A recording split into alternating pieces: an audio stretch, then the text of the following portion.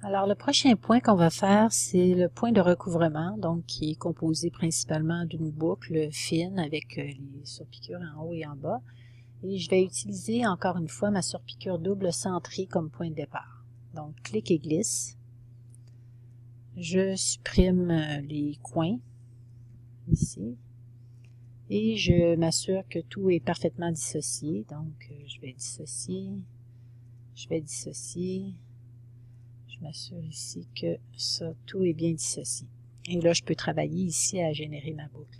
Ce que je vais faire, c'est que je vais réduire aussi la taille ici de ma tuile pour que ça arrive là, presque juste au niveau ici des arrondis de mon point. Donc, je diminue ici avec Alt pour avoir de chaque côté une diminution qui est centrée. Et je vais tracer ma boucle ici.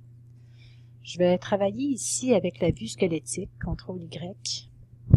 Je désélectionne tout, donc je vais partir du coin, clic et glisse pour avoir un levier ici qui est un levier qui est bien courbe. Je vais aller jusqu'au prochain point d'ancrage. Puis ensuite, je vais me placer ici sur la portion à peu près vis-à-vis ce point-là, mais dans la ligne du haut. Et clic et glisse encore une fois pour avoir une courbe qui est bien juste. Je vais tracer uniquement la moitié. Je vais copier cette ligne-là ici pour faire une vue en miroir. Donc la touche raccourcie O pour accéder à l'outil miroir, Alt, et ici je vais copier pour avoir ma ligne. Je sélectionne ici mes deux éléments, CTRL-J pour joindre mes points.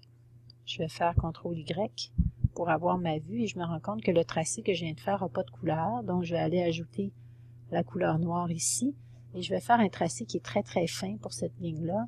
Je vais faire un tracé à 0.25. Je sélectionne tout ça, clic et glisse encore une fois dans la boîte ici, forme de motif, je vais appeler ici point de recouvrement.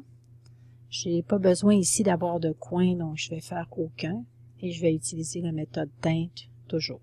Je fais OK et je vais aller tester ce point-là ici sur ma ligne de découpe et c'est très bien, là, je vois vraiment la boucle qui est en continu et qui est égale. Je peux aussi faire, et ce serait vraiment une bonne idée de le faire, ce point-là ici avec une forme en décalé.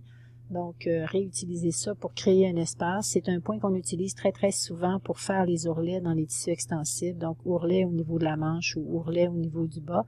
Donc, en faisant une forme décalée, ça va éviter que j'ai à déplacer mon tracé pour avoir une distance qui est toujours égale, un peu sur le même principe que la surpiqûre décalée.